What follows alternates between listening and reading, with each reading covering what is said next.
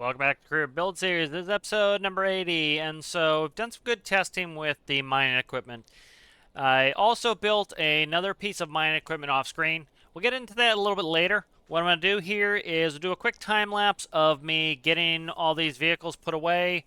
I found out that I must have left my service vehicle on here, the mini truck with the tank. The battery is dead, so I'll bring up the tow truck, drag that down. It's good to have things like tow trucks. So this is one of the reasons why, I need to build so many things is I really like a living world where if I have a problem, I have a solution. So the mini truck has a dead battery, so that's getting dragged out of here with the tow truck. And so that'll be a little bit of fun. And so I'll go ahead and I will time lapse out the actual logistics of me moving these things out again. You don't need to see them more than once. And so I also built a new scraper. So before we go into what else we're going to be doing, I'm going to go ahead and show you that scraper. I've been wanting to build this for a while. It's another type of mining equipment. And so if you notice in this mine here, we have these wall deposits. Some of them are too high. They can be reached for something like my excavator. This machine here can reach some of the smaller ones, so it was designed specifically for that. It can especially reach the ones that are in these tight tunnels, which is actually what this is made for. That's why it's so short. And then if you look over here, we have some of these coal deposits on the ground. And so with these coal deposits on the ground, I didn't want to bring the mill in. The mill's really not thematically correct for that. So what I did was I built the scraper. So we'll go into the scraper a little bit later. I'll show you what a real scraper looks like and how I kind of based it. Still a work in progress, but it's mostly good. And so one of the reasons I did that was the miner here, especially I think the drills are an expensive component. Some of the ducting's probably expensive. So this costs something over $70,000. And the scraper costs something over $70,000. And so we don't have enough cash to be putting a ton of these in the world. We can put a couple of them in. Probably most, but we require so many pieces of equipment. So the scraper will allow me to do a little bit more early coal mining where I can launch it, drive it all the way up into the mountain. I can go ahead and I can mine some coal and then drive back and put it back on the bench. Later, I'll be able to dump it into some trucks for transpo, but for right now, that allows me to use pretty much one machine to do it. All right, so I'm going to go ahead and we'll start the time lapse out, and I will see you guys when these are all back at base.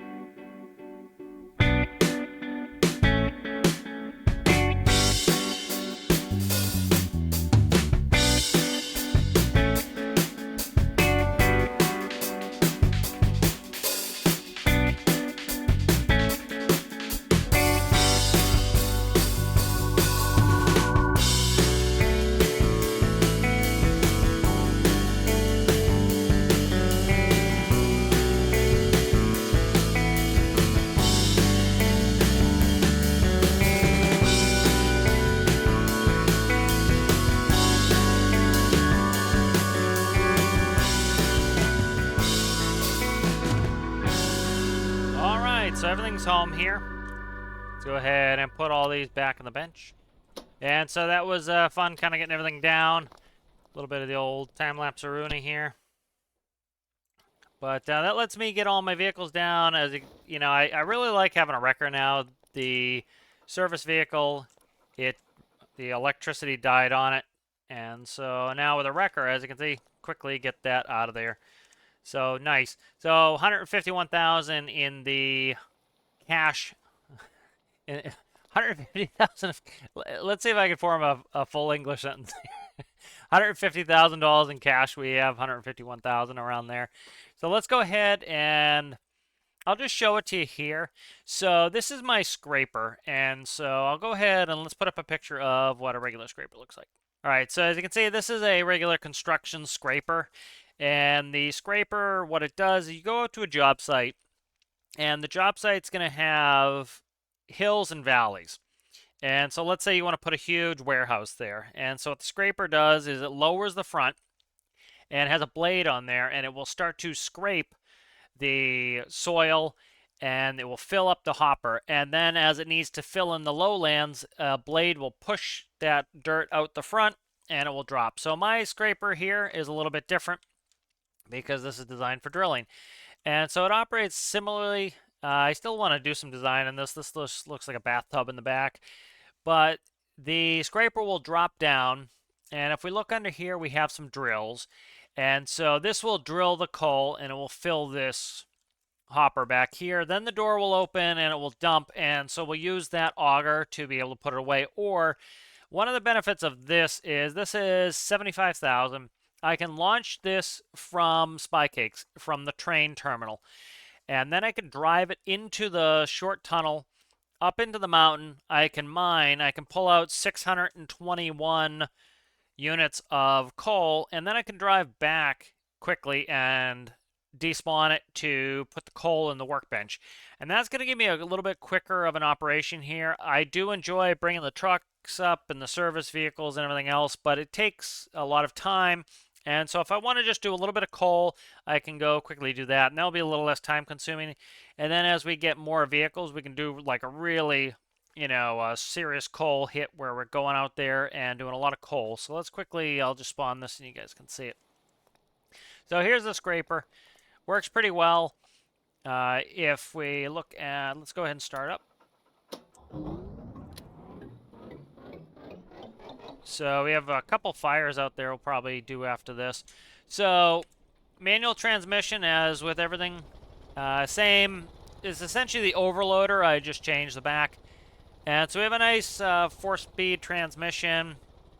Goes up to, I think, 60 miles an hour. Not super duper fast. And then with the throttle here, as you can see, if I can make it work here. I have to do it as I can't do it as I'm moving here. But I can go down to, I think it's negative 0.12. And if we look, okay, that's not working. All right, something screwed up there, but this will lower the back of the scraper. It's probably electricity. Where's infinite electricity? Yep, there it is.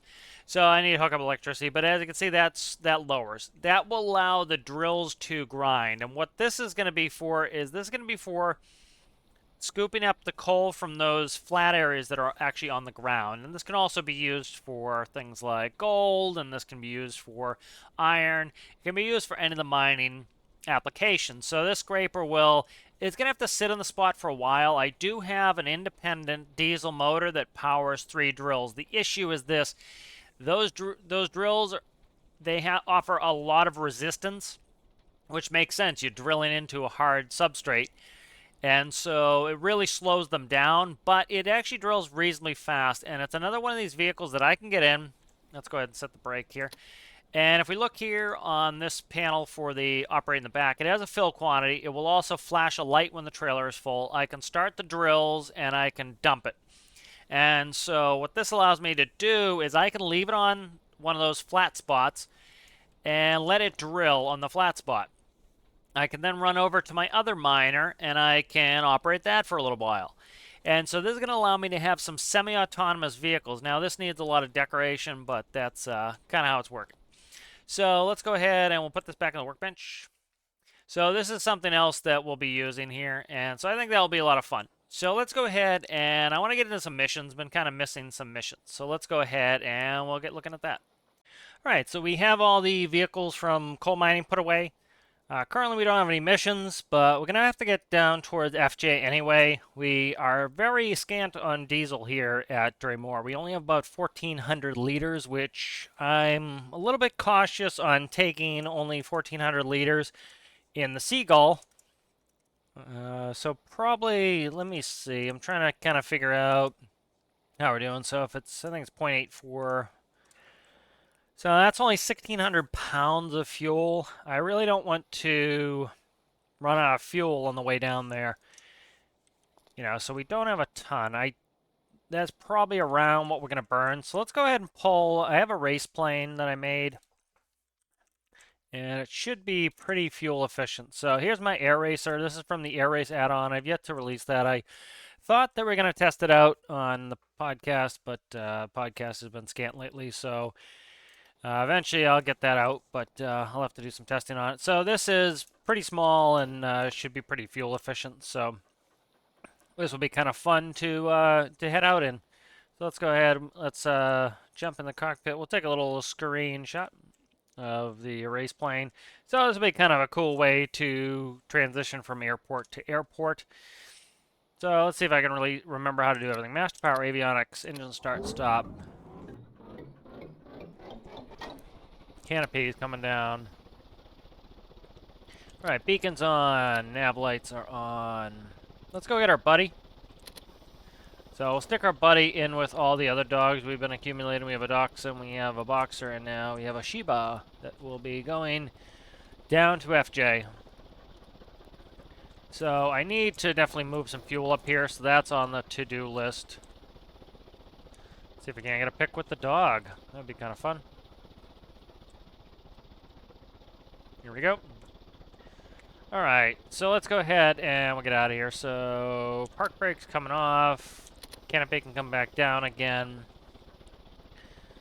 Where's my fuel? Where's fuel? Fuel. 175 gallons. These smaller aircraft you tend to run in gallons. So, flaps are coming down for takeoff.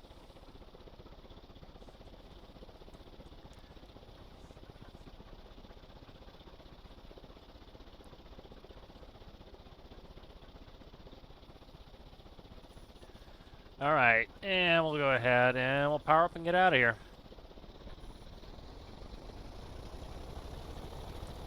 I didn't turn on my lights, but that's alright. Whoa. Let's see if I can make it up. I don't have any sort of stability on the tail wheel steering. I need to put that in there. Alright, landing taxi and strobes need to come on. This is not a super fast plane. Again, it's made for racing, but many different types of racing, and you think about it, you know, go-karts are fun and fast, but they don't have to be ultra fast because, you know, you're doing a lot of turns and stuff like that. And so the race course has a lot of turns, and that keeps it a little bit more interesting. So go ahead, and I will time-lapse it out, and we'll see when we get to FJ.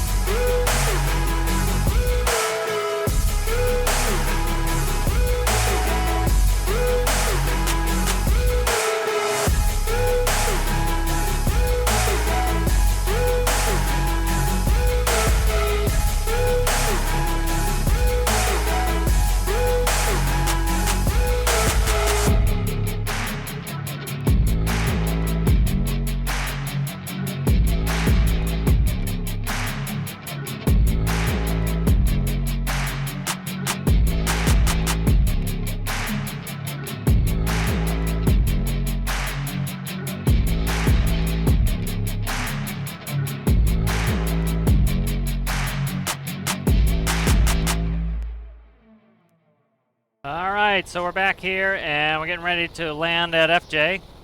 And so a little bit of inverted flying here. So this is definitely set up to be an acrobatic and race plane. So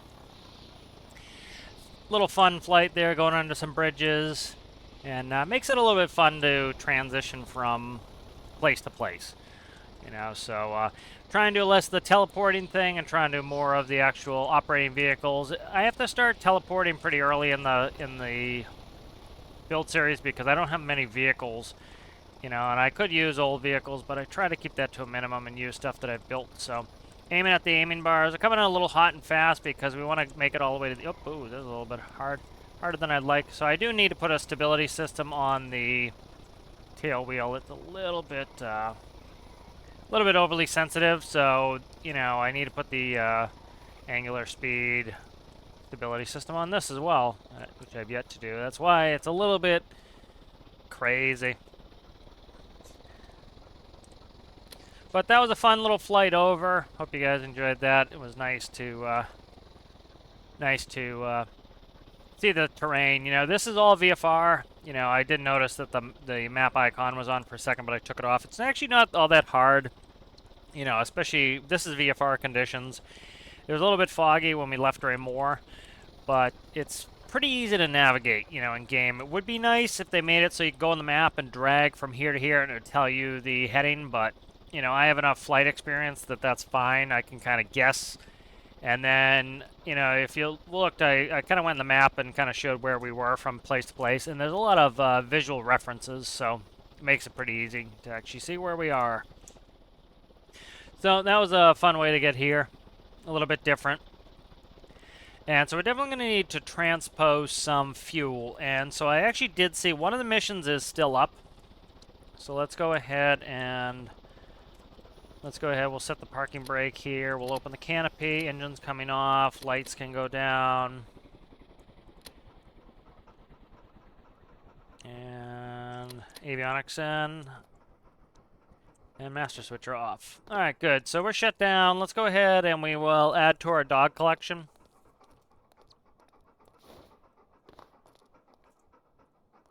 There we go. We have a dachshund somewhere. Oh, there's the dachshund behind the door.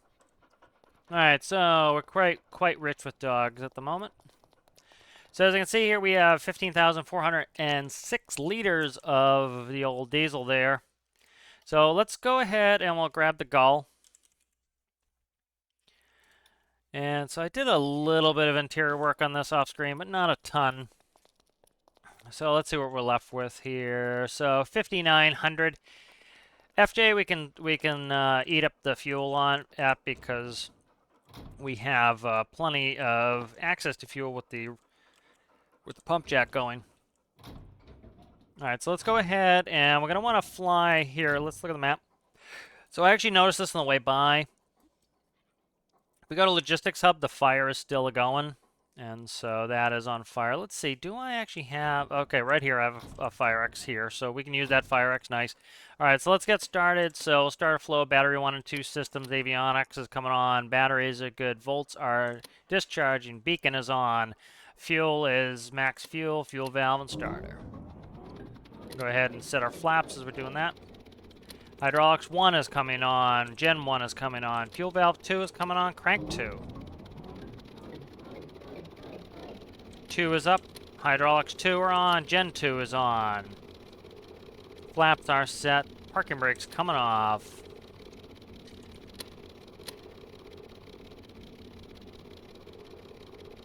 Yeah, FJ clearance. This is 66 Sierra Golf. Looking to pick up our clearance. We need to go to logistics hub.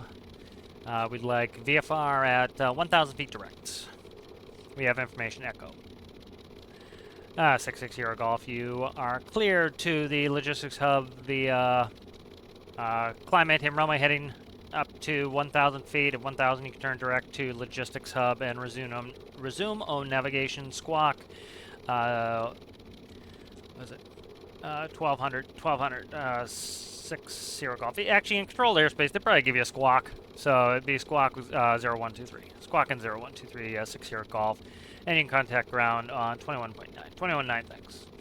6 Sierra Golf's ready to taxi. We can take an intersection off 7. 6 Sierra Golf, taxi straight ahead, hold short of runway 7. Straight ahead, hold short of runway 7, 6 Sierra Golf. Alright, so we'll start putting in our altitude, 1,000 feet. Heading is 072, that's runway heading. I want to put in my... I'm going to set a waypoint right there. Waypoint's going in. Pre-select heading altitude. Alright. 6 Sierra Golf. You can contact tower on 120.7, 6 Sierra Golf. 6 Sierra Golf. We are ready for takeoff. Runway 7. Clear for takeoff. Runway 7. Runway heading up to 1,000 feet and 1,000 to turn direct to logistics hub. Alright, clear for takeoff. Runway 7. Runway heading 1,000 feet, turn direct to logistics hub, 6 Sierra Golf. Read back correct, 6 Sierra Golf. Alright, so we have nav, logo. Oh, you don't need the logo on. Logo, strobe, landing taxi, all coming on. Alright, do a quick checklist. Hydraulics are on, flaps are set, lights are on. Takeoff checklist complete. Airspeed's alive.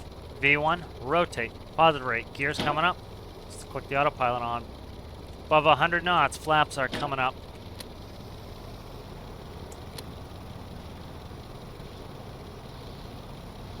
Alright, so we're going to pre-select nav GPS. And here comes 1,000. And that comes off, and we make our turn. 6 Sierra Golf. You can contact departure on 126.9. 126.9, 6 Sierra Golf. 6 Sierra Golf. We are leveling off at 1,000, turning direct to logistics. Radar contact 6 Sierra Golf. You may proceed on own navigation. Copy that. Resume own navigation, 6 Sierra Golf. Thanks.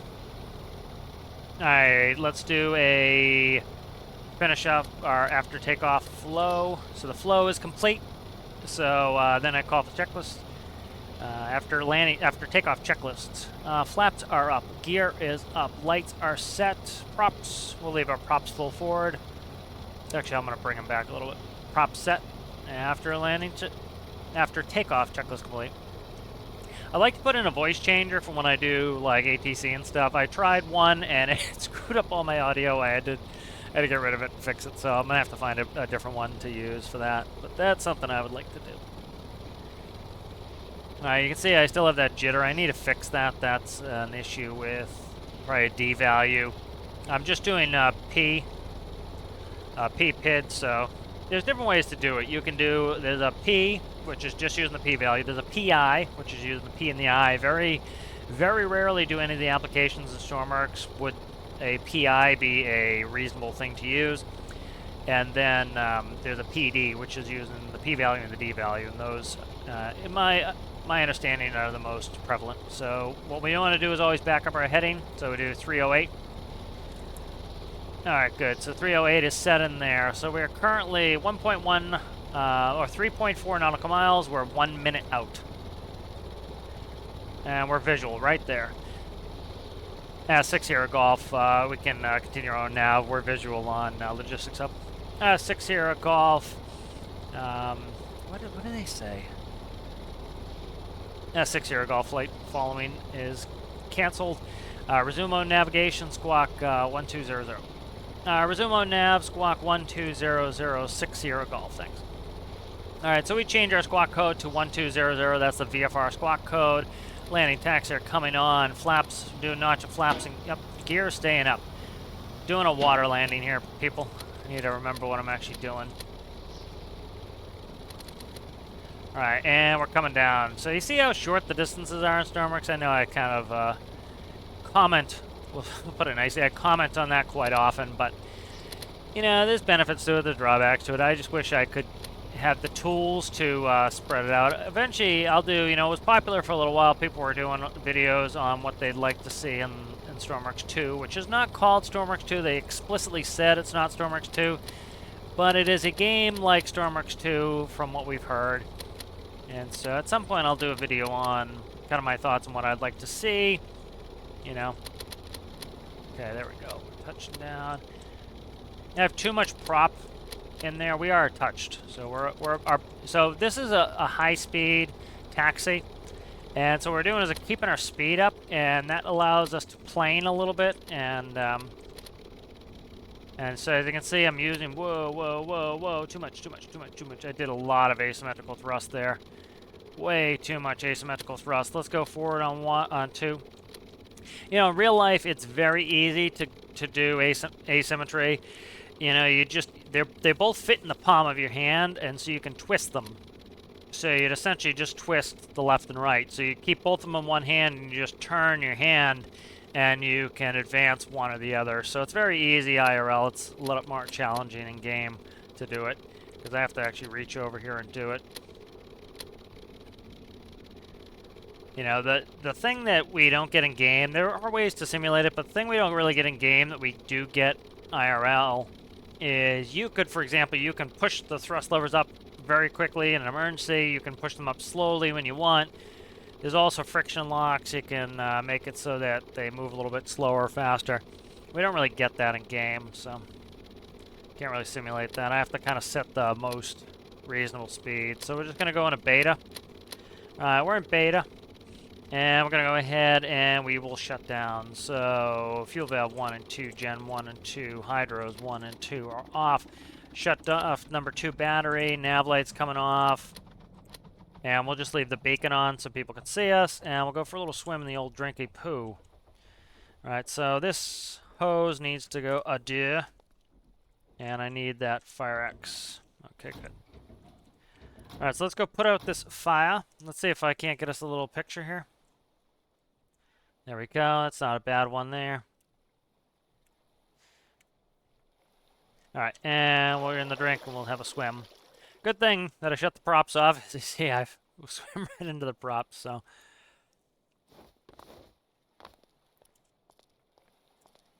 Hey, what's up there, guy? So we definitely want to get some a ferry in to ferry some fuel over to Dreimor. Yeah, that's going to be important to get some fuel over there. I meant to do it before, but screwed up and actually brought all the fuel back with me, so I need to make sure I don't accidentally do that.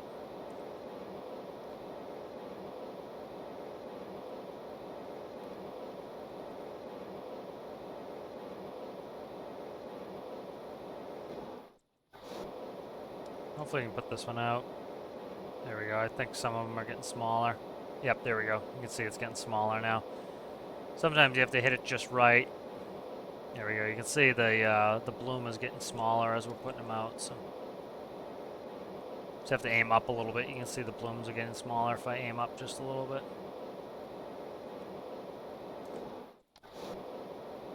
There we go. That bloom's getting smaller. See it getting darker.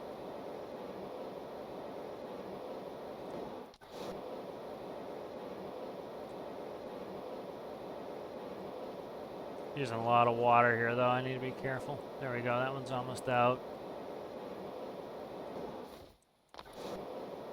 There we go. That one's out. And then this one's the last one. It's almost out, too. I can see it getting smaller and smaller. Hey! Perfect. So that was good. All fires extinguished. Are you coming with? I don't think so. Let me check. I think it was just extinguish the fires. Yeah, mission complete. Extinguish all fires. That was a simple one. Let's see where we're at here. No other missions. So let's go ahead and we will continue on to Dreimor with the gull. And we'll go ahead and put some of that fuel on the bench. So we need that. We can buy diesel reasonably cheap at Dreimor, but it's around Dreimor, but it's still, always going to be, or likely going to be cheaper to drill it ourselves. There's a lot of upfront costs with getting that rig going, but that's sitting there pumping. If you saw in the time lapse with the race plane, it was still actually spinning the pumper while I was going over. So we're still making some there. All right, so let's do a quick flow here. So Bat 2 is coming on. Batteries are good. Okay, I accidentally ticked on infinite electricity to do something. So that is on. Fuel is still good. So we had, let me try. So we had about 1,400 liters, and I think it's 0.84. Let's see. Trying to do the math here. 1,400 times 0.84. So that would be 1,176 pounds We're about 400 pounds in, so what I'm trying to figure out is I was almost going to take the Seagull to FJ, and the fear was trying to, the fear was running out of fuel, and so we'd probably be right. We used 200 pounds aside, and we'd have 1,100 pounds, so we probably barely have enough. But, there are legal requirements on, not that we have to carry in game, but I try to, is there are legal requirements on how much fuel you need to go somewhere. So you would want to be able to go to your destination. Well, in IFR conditions, it would be VFR anyway, but I forget exactly what it is, but you definitely want to have some fuel reserves so that you don't run out. Alright, so I'm going to just back up back up number 1 just a little bit to turn here. Alright, and then I'm going to check the number, so 7.7.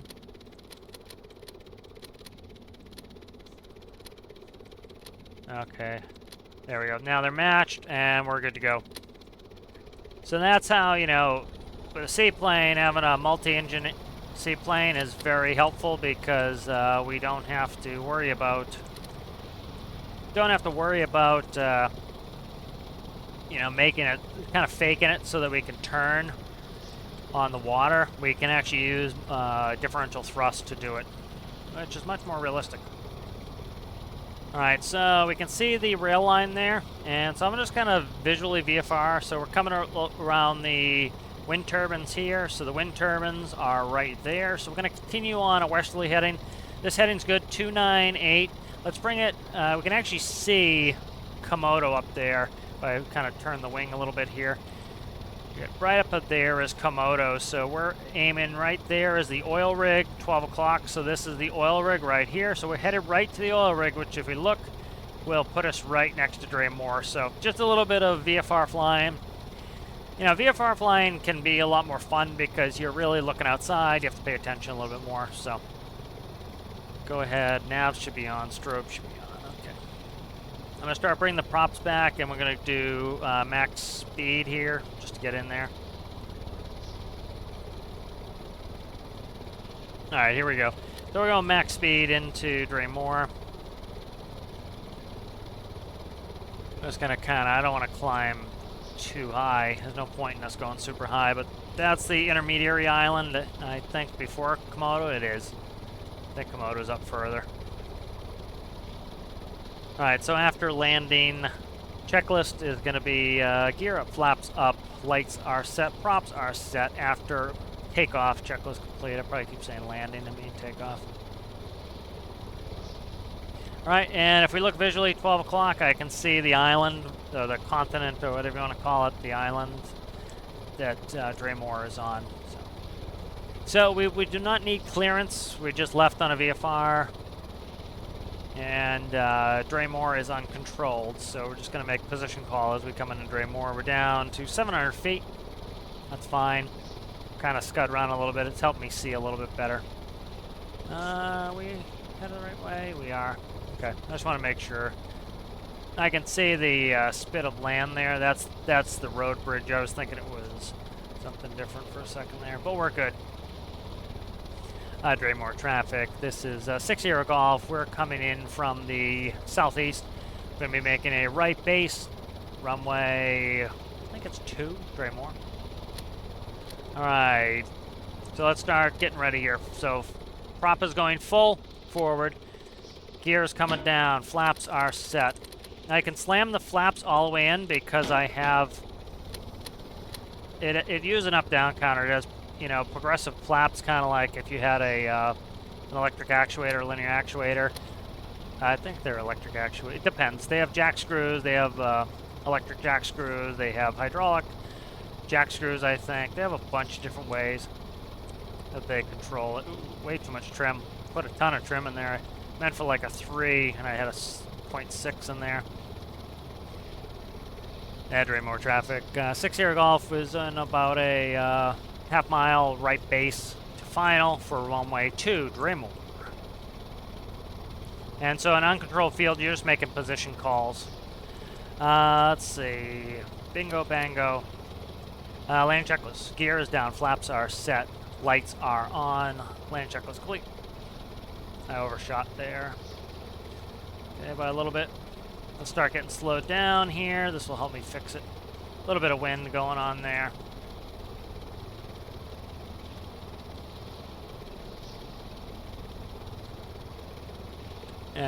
Dreimor traffic 6 Sierra Golf is short final runway 2 Dreimor. I don't think it's, it is, no, I think it is runway 2, I have to look. No, maybe not. I have to look, I think maybe runway 3 or 4, it could be, no, I think it's runway 3. We don't have a, okay, what's up? Oh, god damn it. Something's up with my throttle, I can't, whoa, whoa, whoa, whoa, what's up, man? Come on, man. Something's up. Here, it's I trimmed my throttle by accident. So if you trim your throttle, you can't control them, so I had to kill the trim on my throttle. So I had I was trying to trim and I was moving my throttle at the same time. Any trim in there, it locks out my throttle and I can't control them, which sucks. I wish there was a way that, I wish there was another node I could read for trim. Oh my god, I did it again. I'm gonna crash if I'm not careful. I'm gonna crash if I'm not careful here. Okay. There we go. I gotta stop. Okay, I'm gonna undo this trim. I'm gonna stop using regular trim and make my own trim system, because that is dangerous. Because that almost got us killed there. Was I couldn't control my thrust, and I was starting to stall it right over the water, which wouldn't be, we probably would have been fine. But in real life, you would have broken your spine. Alright. Dreimor traffic, 6 Sierra Golf, we're going around, runway 3.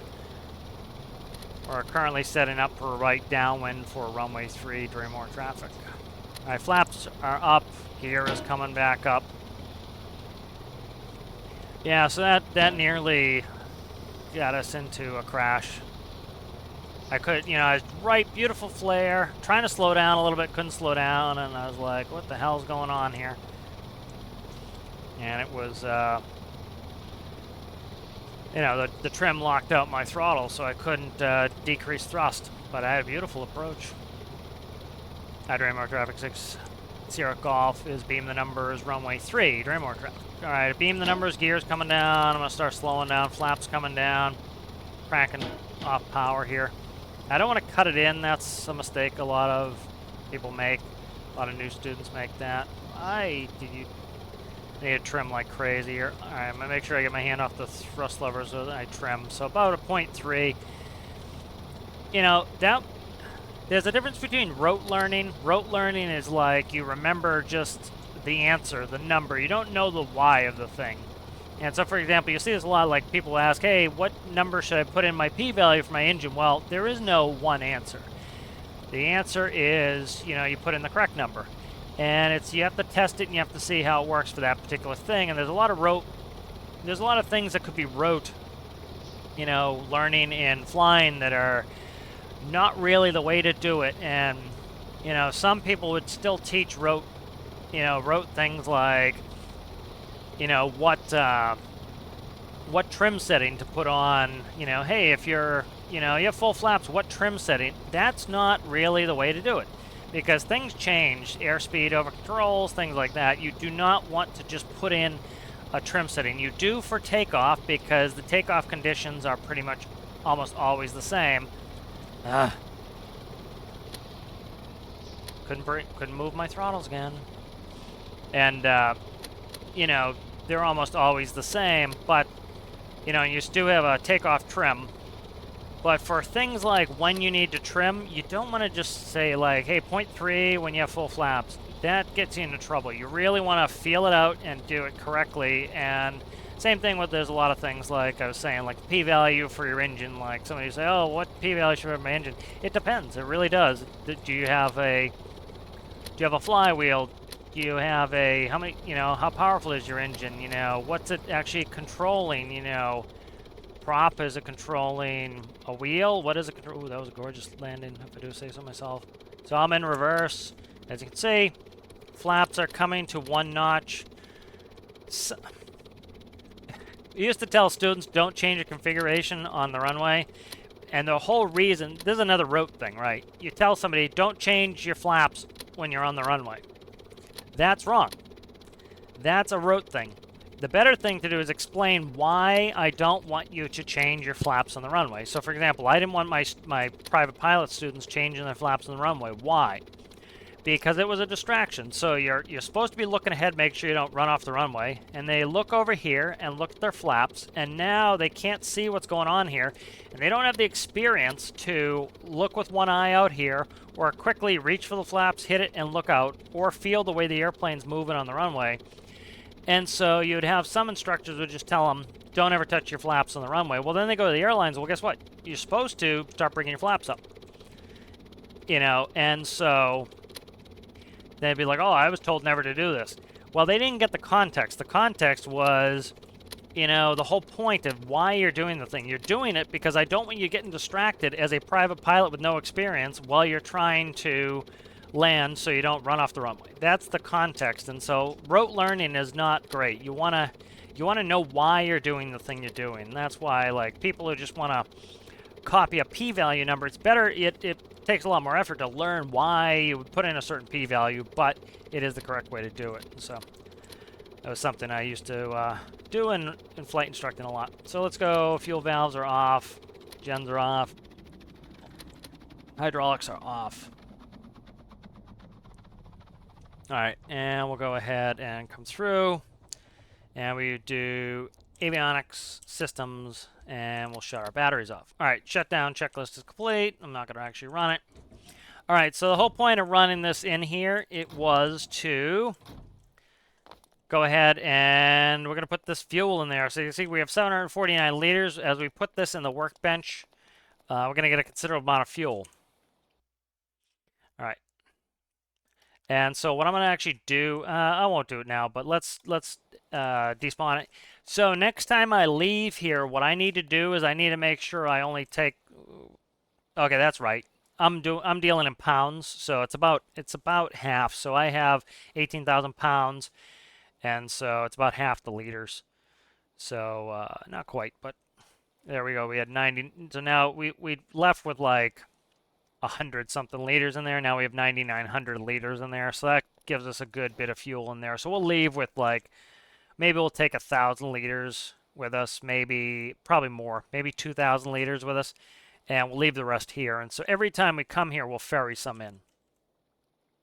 All right, so to finish up the episode, I think what we're going to do is let's take the scraper out. Let's go up to the mine really quick, grab a little bit of coal, and stick it into. We'll stick it into, what do you call it, the spy cakes bench. And so we'll take this up. I remember there was some electrical issue we had here. So electrical, this goes to there. Okay.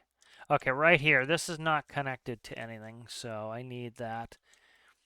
So that goes alternator to battery, and then all of this needs to come off of that side there. Okay, so that fixes that. This doesn't shift gears, so that doesn't need anything there. All right, good. Let's save this as the scraper. All right, so let's take this up there. One of the many reasons I built this is I could take this up, and I don't have to have any other accoutrement. And we have a good bit of... You know, we have a reasonable bit of money here, but this allows me to take up one vehicle and not have to have a ton of them. And so we'll actually take this for a little drive here. And I'll bring it up to the mine. I do need a lot of detailing on this. I need to put, you know, probably black stripe on the top. I need to put the PAT logo on the side. I need to put a model number. Looks very bland right now, but it will work. So as you can see, it free floats. So if you turn a pivot to 0 strength, it acts like a bearing or a bushing. It will just articulate. And so you kind of keeping close here, and you can watch it as we go. But that will articulate, and so both the large pivot that's acting as the fifth wheel, as you can see, is turning. And this also, as we hit bumps, you'll notice it kind of train follows. Let's go over some contour here. As you can see, So it acts like it should, because in real life the fifth wheel has 2 bushings, so it's essentially just a sleeve with a pin in there, and they're usually greased. So you have a greased sleeve with a greased pin in there, and that allows it to pivot. And then the kingpin, you have jaws that wrap around the kingpin. Now this is a permanent fixture, so you would just, it's just permanent. It doesn't, it doesn't come apart. Alright, so we're just going to climb up the mine, and again, the point of this is this is very much a vehicle that can go up by itself. We must have had a bunch of containers expire. I think we had more containers previously. But we'll go take this up, and we'll just finish off the episode by doing a little bit of mining. So I'll go ahead and we'll time-lapse you out here, and I'll see you when we get there.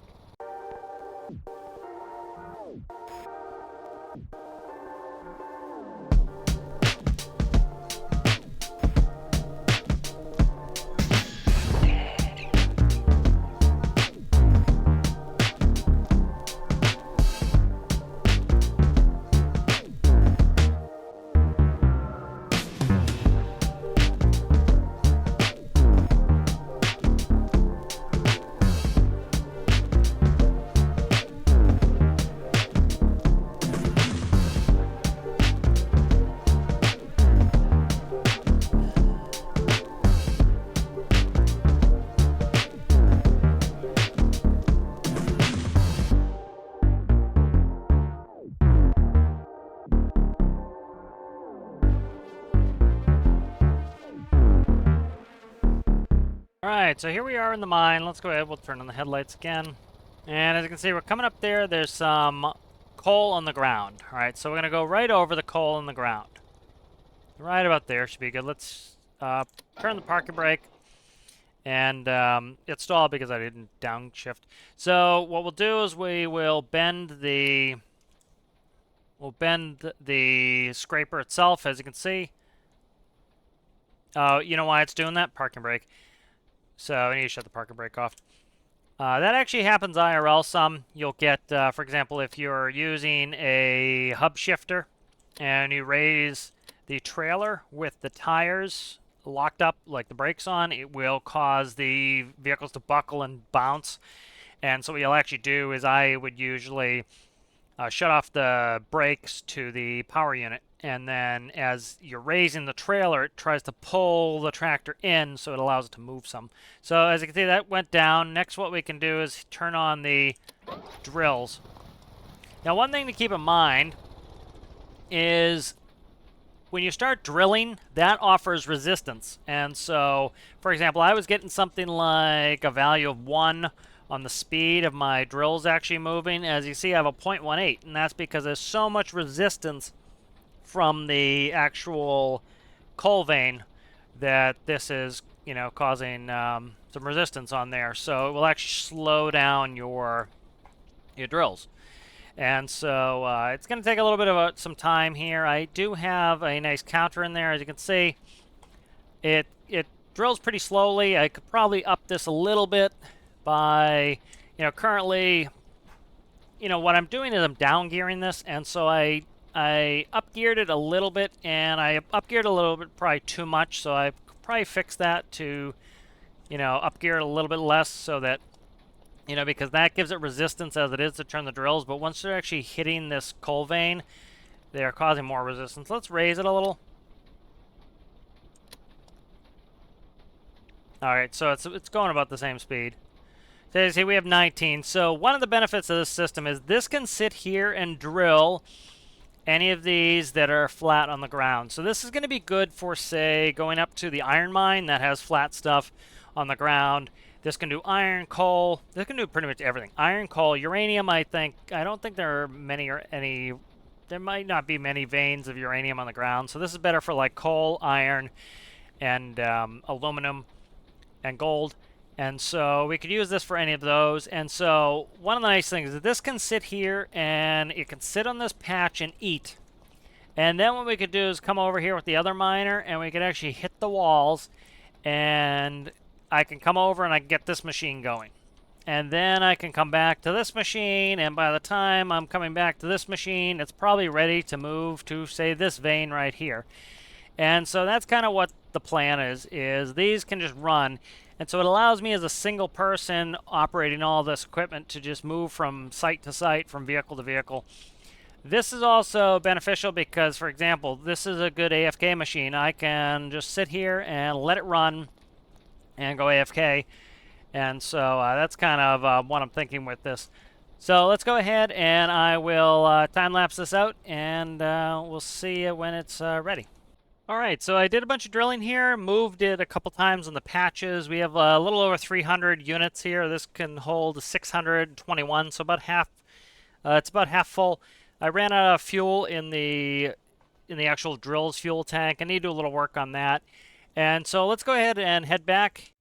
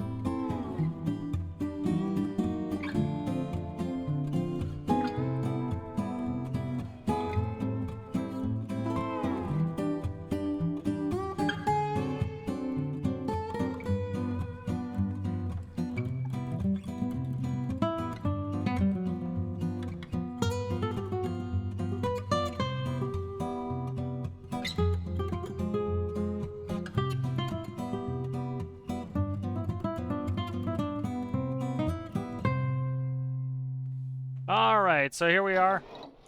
And let's actually try something. I don't know if I want to do it. I was going to say I could try putting the coal in there. Let's not. It's going to be kind of a tough angle to make there. Let's go shut the headlights off. Let's shut the power off. All right, and so let's go ahead and recall this. So we'll do a quick save here, make sure that this saves up. If we look at spy cakes, as you can see, we have 100. No, it is spy cakes. Okay, we have 100 coal. So if I recall this, we'll see if that puts it in there. And we have 406 coal. So that worked fine. And so as you can see, we can now launch this mining vehicle from here or elsewhere close, but this is going to allow us to do a little bit of coal quickly instead of me having to grab a truck and put the vehicle on the trailer and then bring the trailer up and then unloading it and then starting to mine, and then I need trailers and stuff like that. That is kind of the end goal, is when we really get into coal. For example, the wall miner can sit up there and it can mine. Well, for example, the scraper is dumping into a truck, and then the scraper goes back, it sits on a deposit, it mines by itself, and then I go work on the wall unit and get that dumped, move it to the next node, and so I can manage a couple vehicles at once. Now that it's in the base, I can launch a train. We'll be able to run our train from here all the way down to likely right here, and this is the coal gantry, and we'll be able to sell there. So I think that would be a lot of fun. I hope you guys enjoyed it, and I'll see you in the next one.